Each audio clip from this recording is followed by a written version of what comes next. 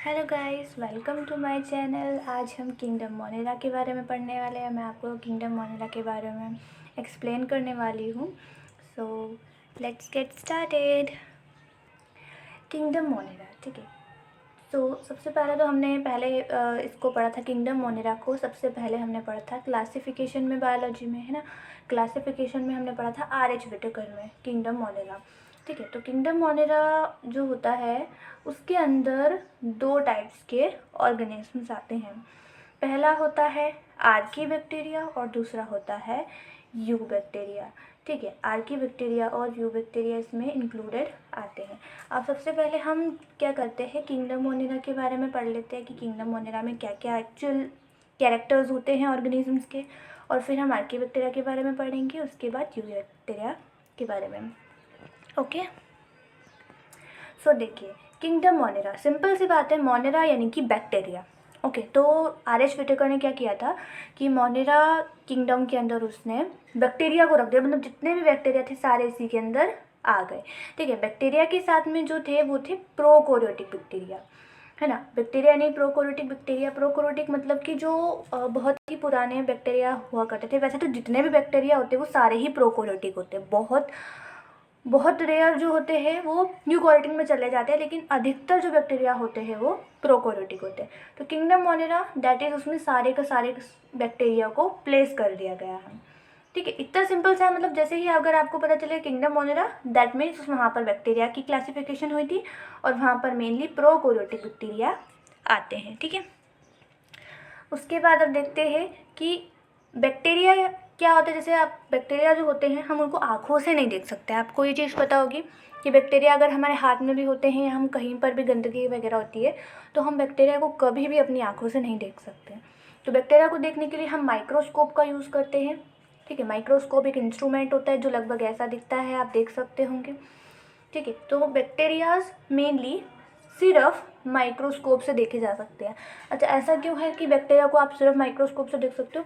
क्योंकि वो बहुत छोटे होते हैं, उनका साइज़ ही इतना छोटा होता है, इतना छोटा उनका साइज़ होता है कि आपको सिर्फ उसको देखने के लिए माइक्रोस्कोप की ज़रूरत पड़ती है, ऐसे आप नहीं देख सकते हो। ओके, तो ये सिंपल इसका इंट्रोडक्शन था। नेक्स्ट,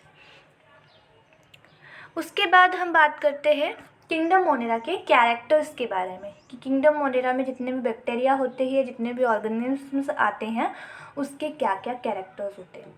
तो जो किंगडम मोनेरा के मेंबर्स होते हैं वो मेंबर्स सारे कौन से होते हैं? बैक्टीरिया होते हैं, ये बात क्लियर है। उसके बाद जो बैक्टीरिया होते हैं वो बहुत ही अबंडेंट माइक्रो ऑर्गेनिजम्स होते हैं, यानी कि अबंडेंट यानी कि प्रचुर मात्रा में पाए जाते हैं प्रकृति में। बैक्टीरिया यानी कि जो बैक्टीरिया के ऑर्गेनिजम्स होते हैं वो प्रकृति में प्रचुर मात्रा में पाए जाते हैं, हर जगह बैक्टीरिया पाए जाते हैं। प्रचुर मात्रा यानी कि हर जगह बैक्टीरिया, हर जगह किसे पाए जा सकते हैं? मिट्टी में बैक्टीरिया होते हैं, है ना। हम हमारे हाथों में बैक्टीरिया होते हैं, बहुत सारी जगह जैसे हम जाते हैं तो तभी हम बार बार हाथ भी धोते हैं ताकि वो बैक्टीरिया से हमको कोई बीमारी ना हो जाए, है ना। सो जो बैक्टीरिया होते हैं वो हर जगह पाए जाते हैं, ठीक है। और बहुत सारे बैक्टीरिया जो होते हैं, अगर आप हाथ में थोड़ी सी मिट्टी भी लोगे तो उसमें भी हज़ारों लाखों बैक्टीरिया पाए जाते हैं, ठीक है। तो इस तरीके से किंगडम मोनेरा के जो मेंबर्स होते हैं वो बैक्टीरिया होते हैं और ये अबंडेंट होते हैं। अबंडेंट यानी कि प्रचुर मात्रा में पाए जाते हैं। और माइक्रो ऑर्गेनिजम्स होते हैं, माइक्रो ऑर्गेनिज्म यानी कि स्मॉल ऑर्गेनिज्म होते हैं, ठीक है। थर्ड पॉइंट आता है कि जो बैक्टीरिया होते हैं यानी कि किंगडम मोनेरा के जो मेंबर्स होते हैं वो एक्सट्रीम हैबिटेट्स में भी रह सकते हैं। एक्सट्रीम हैबिटेट्स यानी कि जहाँ कोई नहीं रह सकता ये वहाँ पर भी रह सकते हैं। अच्छा, जहाँ कोई नहीं रह सकता ऐसी कौन कौन सी जगह होती है नेचर में? जैसे डेजर्ट, है ना। डेजर्ट में ऑर्गेनिजम्स रहते हैं पर हर ऑर्गेनिज्म वहाँ नहीं रह सकता। डेजर्ट क्योंकि वहाँ पर नेचुरल ऐसा हैबिटेट है, क्योंकि वहाँ बहुत ज़्यादा गर्मी है तो नेचुरली हर कोई ऑर्गेनिज्म वहाँ इजीली नहीं रह सकता, है ना। जिन ऑर्गेनिजम्स को ज़्यादा पानी की ज़रूरत पड़ेगी तो वो तो डेजर्ट में नहीं रह पाएंगे ना। इस तरीके से जो एक्सट्रीम हैबिटेट्स होते हैं वो ऐसे हैबिटेट्स होते हैं, हैबिटेट्स मतलब ऐसी रहने की जगह होती हैं जहाँ पर हर ऑर्गेनिज्म नहीं रह पाता, तो वहाँ पर बैक्टीरिया रह सकते हैं। अब स्नो यानी बर्फ़, तो बर्फ़ भी एक बहुत ही एक्सट्रीम हैबिटेट में आ गया, तो वहाँ पर भी बैक्टीरिया रह सकते हैं। और डीप ओशंस यानी कि समुद्र की बिल्कुल गहराई में, वहाँ पर भी बैक्टीरिया रह सकते हैं, ठीक है। तो बैक्टीरिया का जो स्ट्रक्चर होता है वो बहुत सिंपल होता है, बहुत सिंपल स्ट्रक्चर होता है। सिंपल स्ट्रक्चर यानी कि बैक्टीरिया इतने स्मॉल होते हैं, है ना, इतने स्मॉल होते हैं और इतने सिंगल सेल होते हैं, मतलब एक ही सेल उसकी पूरी बॉडी बना देती है बैक्टीरिया की, है ना। जैसे ह्यूमंस में, इंसानों की बात करें तो उन इंसानों की बॉडी में कितने सारे डिफरेंट टाइप्स के सेल होते हैं, तब जाके इंसान की बॉडी बन पाती है। लेकिन बैक्टीरिया में क्या होता है, एक ही सेल होता है और वो पूरी बॉडी बना देता है। तो वो बहुत ही सिंपल स्ट्रक्चर इस वजह से उसका हो गया, लेकिन उनका बिहेवियर बहुत कॉम्प्लेक्स होता है, ठीक है। मतलब जो भी उनका बिहेवियर होता है वो काफ़ी कॉम्प्लेक्स होता है, ठीक है। उसके बाद हम बात करते हैं इसके थोड़े से और कैरेक्टर्स के बारे में, जैसे मेटाबॉलिक डाइवर्सिटी, है ना। बैक्टीरिया की जो मेटाबॉलिक रिएक्शंस होती है, जैसे कि मेटाबॉलिक मतलब केमिकल एक्टिविटी, जो केमिकल एक्टिविटी होती है बैक्टीरिया में वो अलग अलग टाइप्स की होती है। ऑटोट्रॉफिक होते हैं, यानी कि अपना भोजन खुद भी बना सकते हैं बैक्टीरिया। केमोसिंथेटिक हो सकते हैं, यानी कि ये केमोसिंथेटिक टाइप से फूड बना सकते हैं। और हेट्रोट्रॉफिक हो सकते हैं। हेट्रोट्रॉफिक यानी कि दूसरे ऑर्गेनिज्म से अपना फूड लेते हैं, और हेट्रोट्रॉफ यानी कि दूसरे ऑर्गेनिजम्स का फूड लेते हैं तब जाके अपना पेट भर पाते हैं, या फिर दूसरे डेड ऑर्गेनिजम्स से अपना फूड लेते हैं। केमोसिंथेटिक यानी कि दूसरे इनऑर्गेनिक चीज़ों से अपना फूड लेते हैं। तो ये फूड की बात हो गई, है ना। अगर हम यहाँ पर बात करें ऑटोट्रॉफिक की, यानी कि अपना भोजन खुद बना सकते हैं, और अपना भोजन खुद कब बनाते हैं, जिसे पौधे बनाते हैं फोटोसिंथेसिस से। केमोसिंथेटिक यानी कि इनऑर्गेनिक फूड ले सकते हैं, या फिर हेटरोट्रॉफ यानी कि डेड ऑर्गेनिज्म से फूड लेना या दूसरे ऑर्गेनिज्म का फूड खाना, वो इसमें आ जाता है। ओके, आई थिंक ये क्लियर है। उसके बाद आगे हम चलते हैं, बैक्टीरिया की शेप के बारे में डिस्कस कर लेते हैं कि बैक्टीरिया का शेप कैसा होता है। तो देखो, बैक्टीरिया का जो शेप रहता है वो अलग अलग टाइप्स का हो सकता है। पहला है कॉकस। कॉकस यानी कि सर्कुलर, बिल्कुल सर्कुलर शेप होगा तो उसको हम कॉकस बोलेंगे, है ना। ये रॉड टाइप का शेप होगा। अगर इसका थोड़ा सा लंबा रॉड टाइप का शेप होगा बैक्टीरिया का, तो हम उसको बैसिली बोलेंगे, ठीक है। ये थोड़े से बड़े बड़े बिल्कुल फ्लैजेलम वाला अगर रहता है, जिसमें फ्लैजेलम में आपको थ्रेड लाइक स्ट्रक्चर आगे कोने में दिख रहे होंगे, तो जब बैक्टीरिया का स्ट्रक्चर इस टाइप से, बिल्कुल कोई पर्टिकुलर शेप नहीं है, ये ऐसा नहीं कि सिलेंड्रिकल है ना। ये जो आपको स्पाइरलम दिख रहा है ये पर्टिकुलर सिलेंड्रिकल नहीं है, ये इरेग्युलर प्लेन है, और यहाँ कोने में यहाँ पर फ्लैजेलम, तो इसको अपन बोलते हैं स्पाइरिला, ठीक है। और नेक्स्ट आता है वाइब्रो। वाइब्रो यानी कि कोमा की तरह शेप।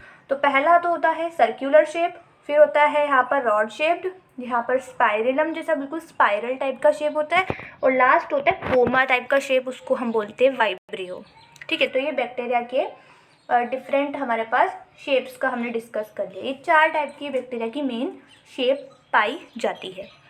नेक्स्ट, अभी हमने देखो डिस्कस किया किंगडम मोनेरा के बारे में, है ना। मैंने आपको किंगडम मोनेरा के बारे में बताया। किंगडम मोनेरा यानी कि यहाँ पर बैक्टीरिया पाए जाते हैं ना, पूरा इनका डिटेल बताया।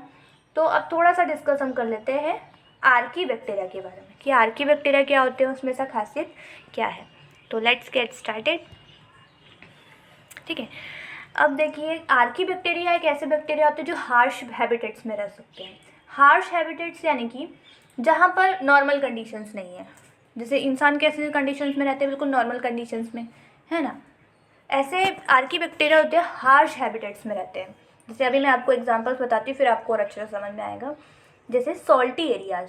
सॉल्टी एरियाज़ यानी कि जहाँ बहुत ज़्यादा नमक होता है, बहुत ज़्यादा नमक, तो ये हार्श हैबिटेट हो गया एक तरीके का, है ना। वहाँ बैक्टीरिया रह सकते हैं। और जहाँ बहुत ज़्यादा सॉल्ट होता है उस जगह को हम बोलते हैं हेलोफिल्स। ऐसे ऑर्गेनिज्म जो बहुत ज़्यादा सॉल्ट वाली जगह पर रहते हैं उनको हम बोलते हैं हेलोफिल्स, ठीक है। उसके बाद हॉट स्प्रिंग्स। हॉट स्प्रिंग्स यानी कि गर्म पानी के झरने, जो जहाँ बहुत गर्म पानी रहता है। तो जो ऑर्गेनिजम्स हॉट स्प्रिंग्स में रहते हैं उनको हम बोलते हैं थर्मो एसिडोफिल्स। थर्मो मतलब टेम्परेचर, थर्मो का क्या मतलब हो गया, ज़्यादा टेम्परेचर, ठीक है, जो थर्मामीटर में हाई टेम्परेचर होता है। और एसिडोफिल्स यानी कि हॉट स्प्रिंग्स में रहने वाले ऑर्गेनिजम्स। उसके बाद आता है मार्शी एरियाज़।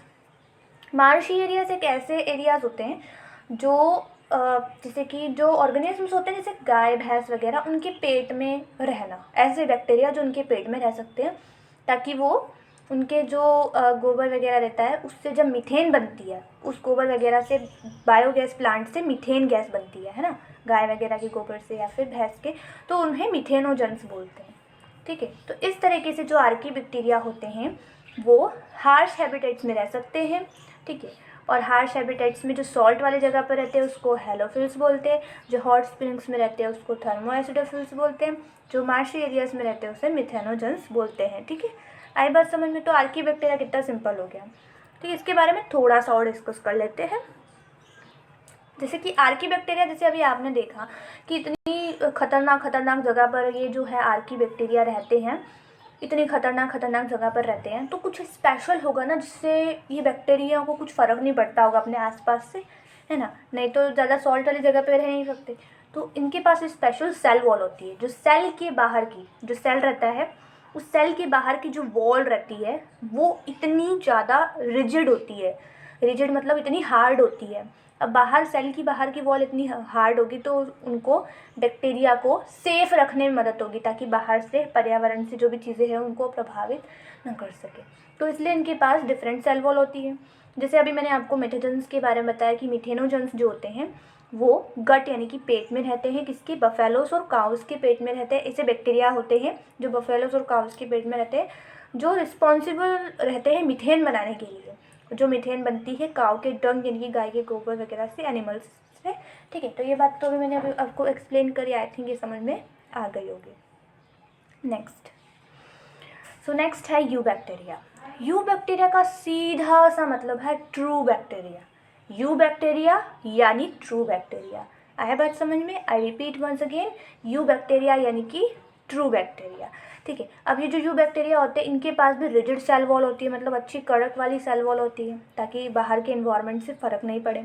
इसका बेस्ट वाला जो एग्जाम्पल है, इसका बेस्ट वाला जो यहाँ पर एग्जाम्पल है वो है साइनोबैक्टीरिया।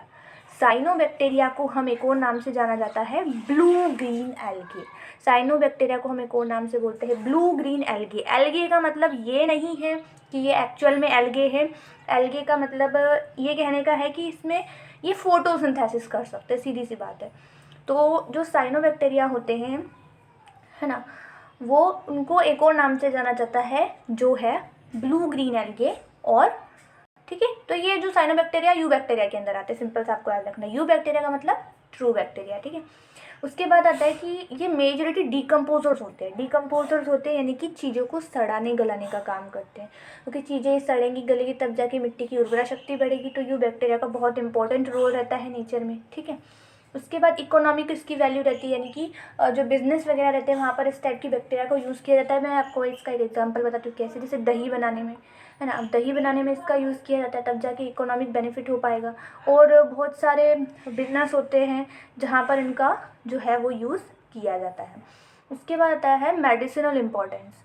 इनका मेडिसिनल इम्पोर्टेंस होता है, दवाई बनाने में भी इन टाइप का बैक्टीरिया का यूज़ किया जाता है। जैसे एंटीबायोटिक्स वगैरह होते हैं, पेनिसिलिन वगैरह, तो इस टाइप की दवाइयाँ बनाने में भी यू बैक्टीरिया का यूज़ किया जाता है। उसके बाद आता है माइकोप्लाज्मा, ये इसका एग्जाम्पल है। माइकोप्लाज्मा सबसे बेस्ट है, जिसको आप जो है ध्यान से समझो, मैं बता रही हूँ।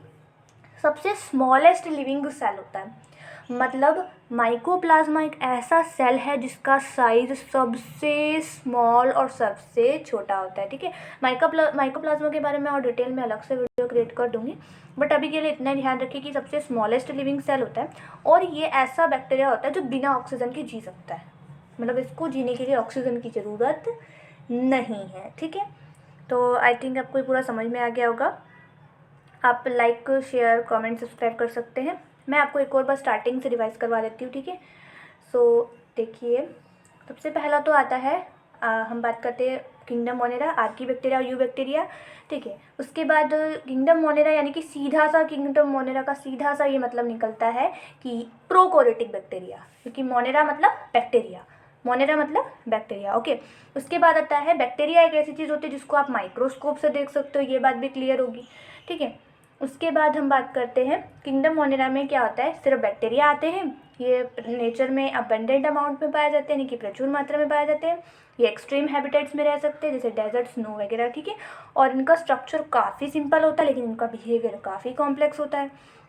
ओके, और इनकी डाइवर्सिटी होती है। डाइवर्सिटी यानी कि सभी अलग अलग बैक्टीरिया के अलग अलग केमिकल एक्टिविटी और मेटाबॉलिज्म होता है ना। ये अलग अलग तरीके से खुद का पोषण करते हैं, जैसे जो खुद खाना बना लेते हैं, कुछ होते हैं जो इनऑर्गेनिक से खाना लेते हैं, कुछ होते हैं जो डेड ऑर्गेनिज्म से खाना लेते हैं।